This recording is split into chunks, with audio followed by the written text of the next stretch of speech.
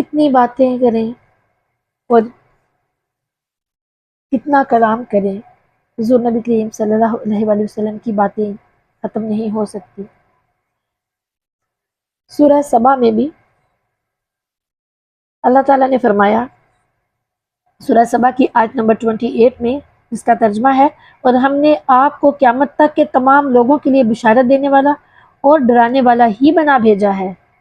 تو اس آیت سے معلوم ہوا کہ نبی کریم صلی اللہ علیہ وآلہ وسلم قیامت تک کے تمام انسانوں کے لیے رسول ہیں۔ پھر سورہ الفرقان میں آیت نمبر 1 میں فرمایا، جس کا ترجمہ ہے، وہ برکت والا ہے جس نے اپنے مقدس بندے پر فیصلہ کرنے والی کتاب نازل کی تاکہ وہ تمام جہانوں کے لیے ڈرانے والے ہوں۔ سبحان اللہ۔ اسی طرح نبی کریم صلی اللہ علیہ وآلہ وسلم کی رسالت کا عموم اور شمول بیان کیا گیا۔ حضرت جابر بن عبداللہ رضی اللہ تعالیٰ عنہ بیان کرتے ہیں کہ نبی کریم صلی اللہ علیہ وآلہ وسلم نے فرمایا، مجھے 5 ایسی چیزیں دی گئی ہیں جو مجھ سے پہلے کسی نبی کو نہیں دی گئی۔ 1 ماہ کی مسافت سے میرا روب طاری کر کے میری مدد کی گئی ہے،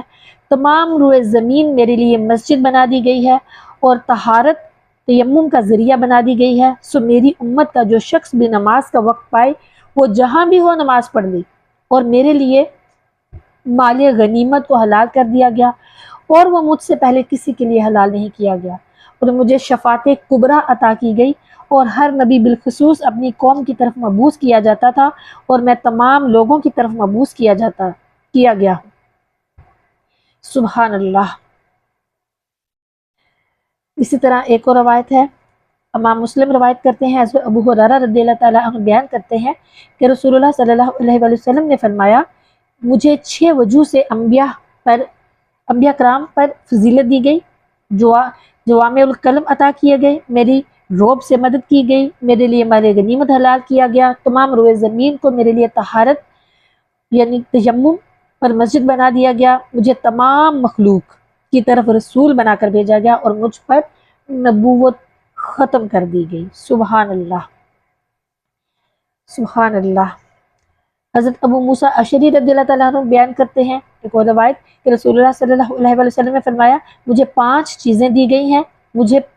ہر کالے اور گورے کی طرف مبعوث کیا گیا ہے، اور میرے لیے تمام زمین مسجد اور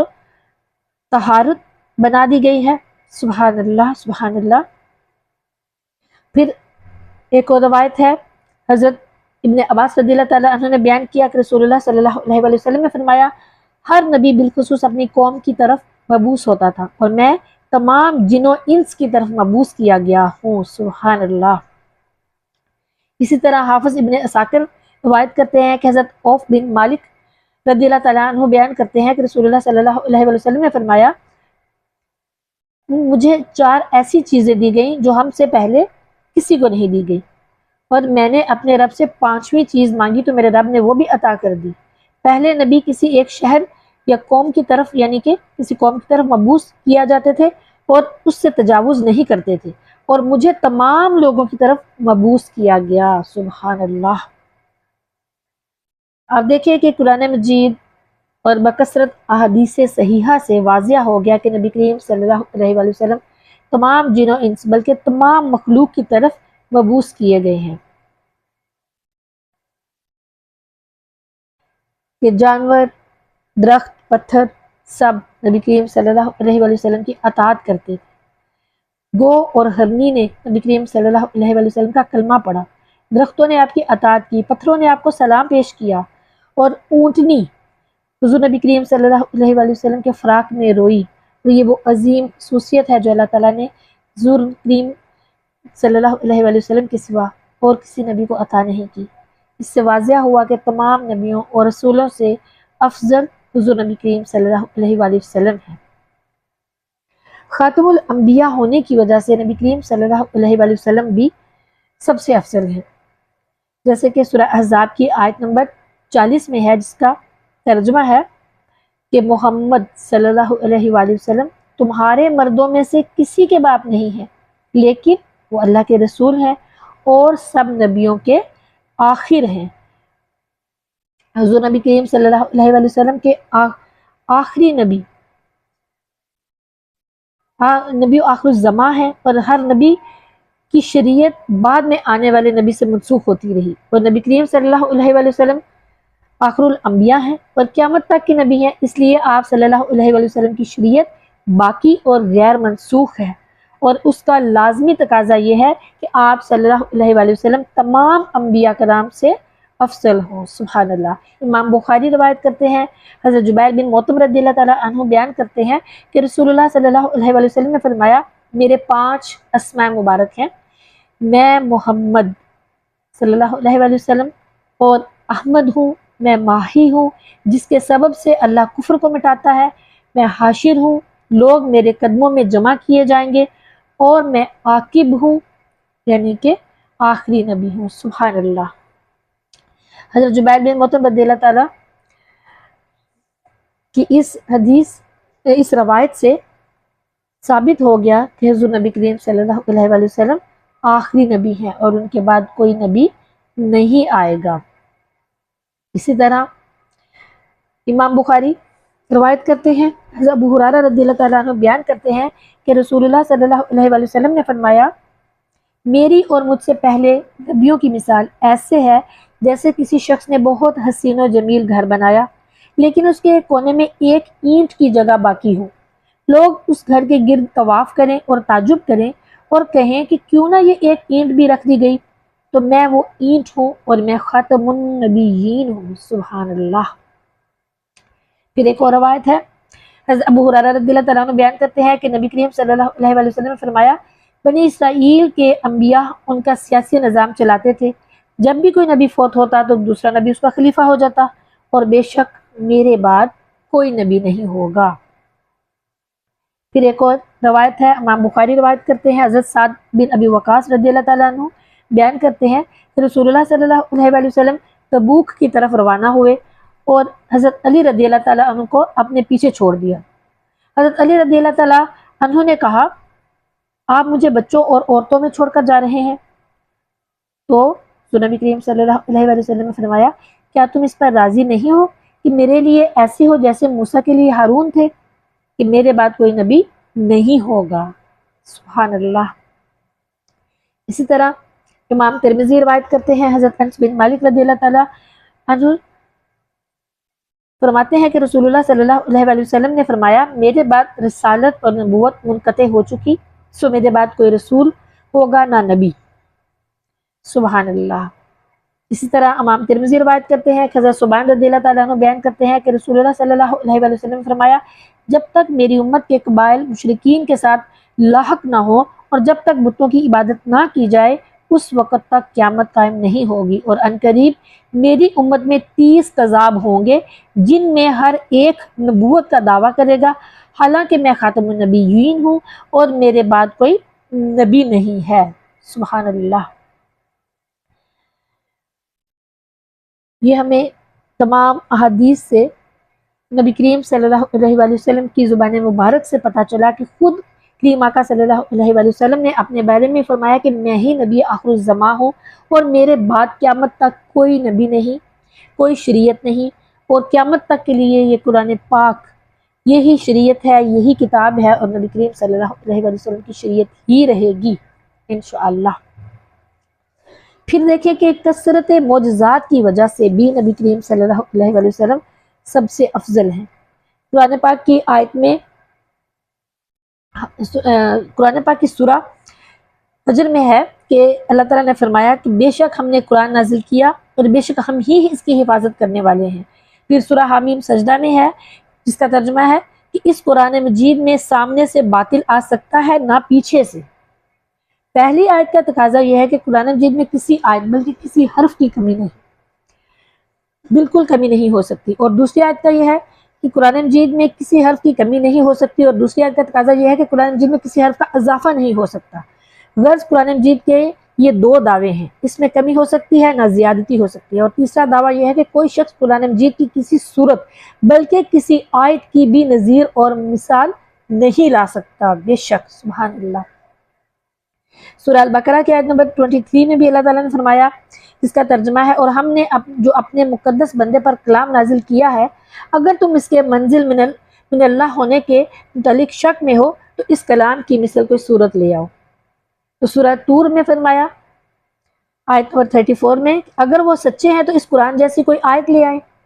تو قرآن مجید کی 6000 سے جو زیادہ آیتیں ہیں اور ہر آیت میں قرآن مجید کی حقانیت اور نبی کریم صلی اللہ علیہ وسلم کی نبوت کی صداقت، اس پر 3 دلیلیں ہیں۔ نمبر 1، قرآن مجید میں زیادتی نہیں ہو سکتی۔ نمبر 2، قرآن مجید میں کمی نہیں ہو سکتی۔ نمبر 3، اس کی کوئی مثل نہیں لا سکتا۔ اسی طرح نبی کریم صلی اللہ علیہ وسلم کی نبوت کے صدق پر 18,000 سے زائد دلائل ہو گئے۔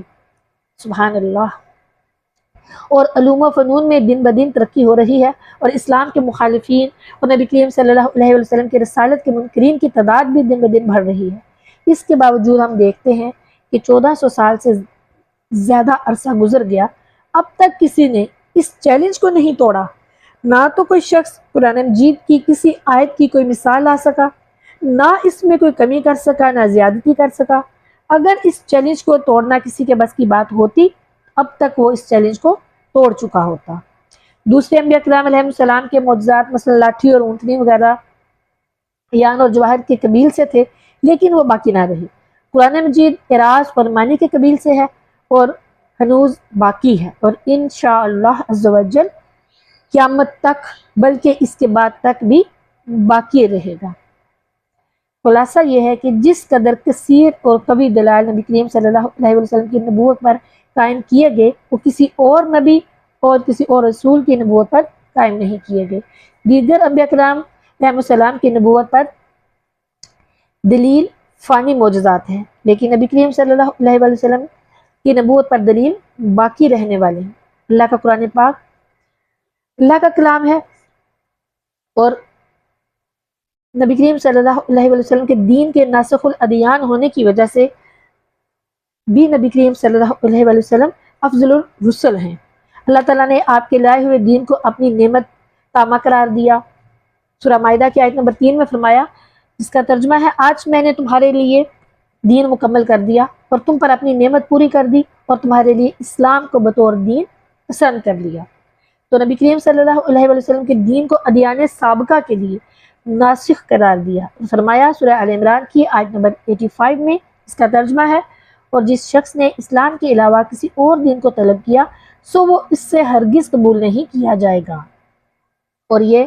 رسول اللہ صلی اللہ علیہ وسلم کی تمام انبیاء اور رسل پر عظیم فضیلت ہے کہ آفتاب محمدیت کے طلوع کے بعد اب کسی نبی یا رسول کی شریعت کا چراغ نہیں جلے گا، حتیٰ کہ اگر حضرت موسیٰ علیہ السلام بھی ظاہری حیات سے زندہ ہوتے تو آپ صلی اللہ علیہ وسلم کی ہی پیروی کرتے، اور حضرت عیسیٰ علیہ السلام جب ان کا نزول ہوگا قرب قیامت میں، جب وہ تشریف لائیں گے حضرت عیسیٰ علیہ السلام، تو وہ اپنی شریعت قائم نہیں کریں گے، بلکہ وہ بھی نبی کریم صلی اللہ علیہ وسلم کی شریعت کی پیروی کریں گے۔ سبحان اللہ۔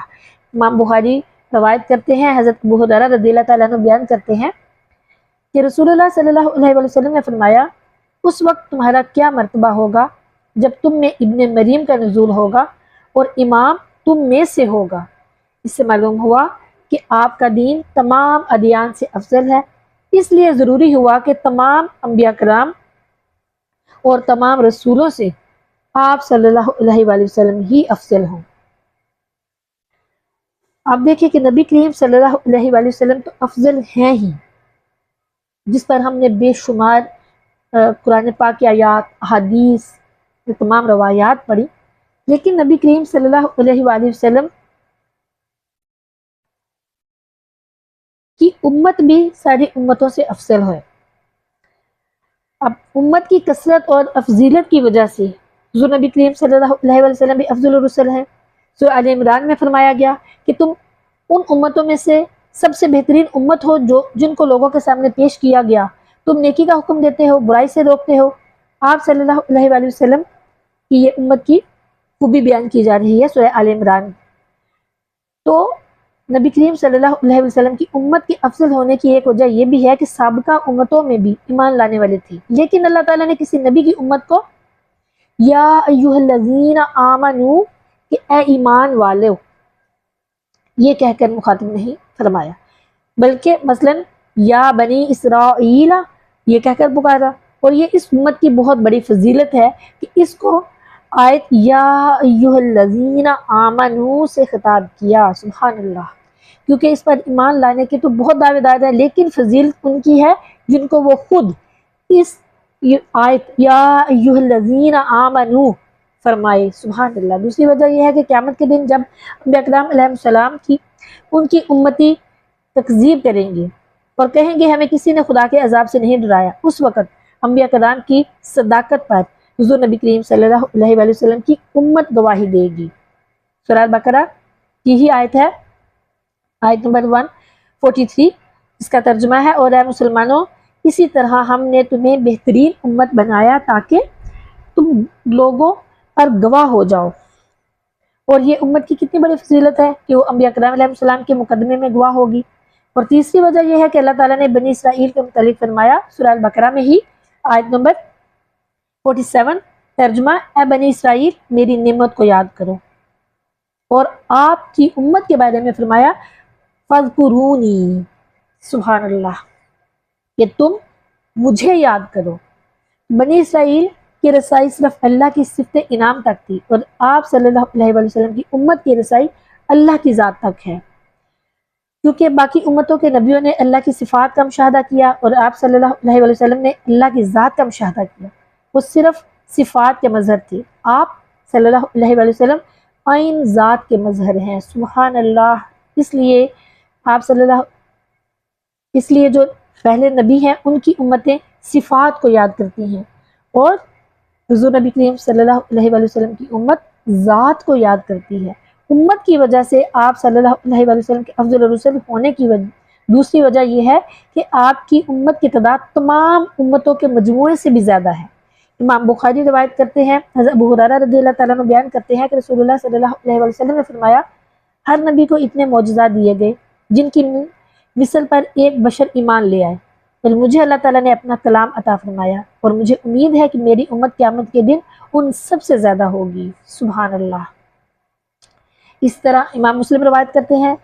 حضرت ابن عباس رضی اللہ تعالیٰ عنہ بیان کرتے ہیں کہ نبی کریم صلی اللہ علیہ وسلم نے فرمایا، مجھ پر امتیں پیش کی گئی، میں نے ایک نبی کو دیکھا، ان کے ساتھ ایک جماعت تھی، ایک اور نبی کو دیکھا، ان کے ساتھ ایک اور 2 آدمی تھے، اور ایک اور نبی کو دیکھا، ان کے ساتھ کوئی نہیں تھا، پھر میرے سامنے ایک عظیم جماعت بلند کی گئی، میں نے گمان کیا یہ میری امت ہوگی، مجھے بتایا کہ یہ حضرت موسیٰ علیہ السلام کی امت ہے، البتہ آپ آسمان کے کنارے پر دیکھیں۔ تو نبی کریم صلی اللہ علیہ وآلہ وسلم فرماتے ہیں کہ میں نے دیکھا ایک بہت بڑی جماعت تھی،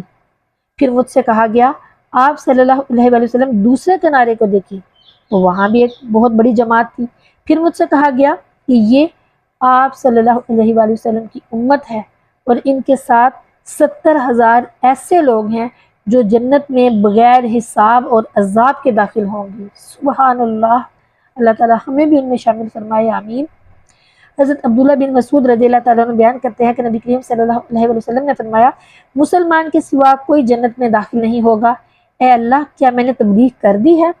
اے اللہ تو گواہ ہو جا۔ پھر فرمایا، کیا تم یہ پسند کرتے ہو کہ تم نصف اہل جنت ہو؟ تمہارے مقابلے میں دوسری امتیں ایسی ہوں گی جیسے بیل میں ایک سیاہ بال ہو، یا سیاہ بیل میں ایک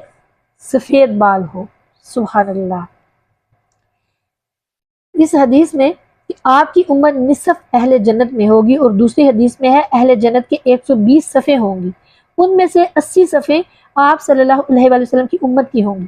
یعنی نبی کریم صلی اللہ علیہ وآلہ وسلم کی امت کل اہل جنت کی 2/3 ہوگی، اور نبی کریم صلی اللہ علیہ وآلہ وسلم کی امت کا کل نبیوں کی امتوں سے تعداد میں سب سے زیادہ ہونا اور مرتبے میں سب سے افضل ہونا، اس کی دلیل ہے کہ آپ صلی اللہ علیہ وآلہ وسلم بھی تمام نبیوں اور رسولوں میں سے سب سے افضل